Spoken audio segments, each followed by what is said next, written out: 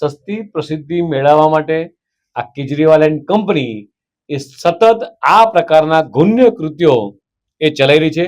આપના નેતાઓને ઓછું કવરેજ આપવાનો પ્રયાસ કરી રહી છે. એના માટે તમામ મીડિયાના મિત્રોનો પણ આભાર માનું છું કે તમે જૂઠાણને પારખી ચૂક્યા છો. પ્રસિદ્ધિ મેળવવા માટે જાતે ને જાતે જ એ પોતે પોતાના કાર્યકર્તાઓના માધ્યમથી એ જૂતા ફેંકાઈ અને કેજરીવાલ એન્ડ કંપની આ પ્રકારના ગુન્ય કૃત્ય કરીને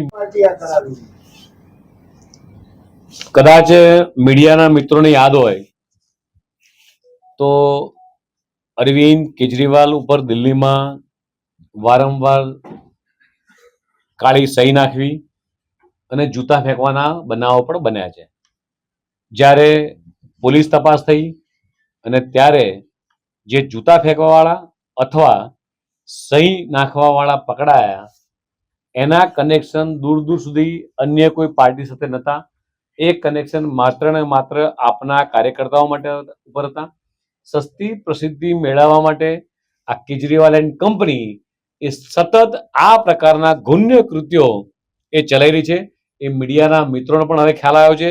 એટલે મીડિયાના મિત્રો પણ હવે આપના નેતાઓને ઓછું કવરેજ આપવાનો પ્રયાસ કરી રહી છે. એના માટે તમામ મીડિયાના મિત્રોનો પણ આભાર માનું છું કે તમે જૂઠાણને પારખી ચૂક્યા છો અને જૂઠાણને તમે પોતે પણ એ જાકારો આપી રહ્યા છો.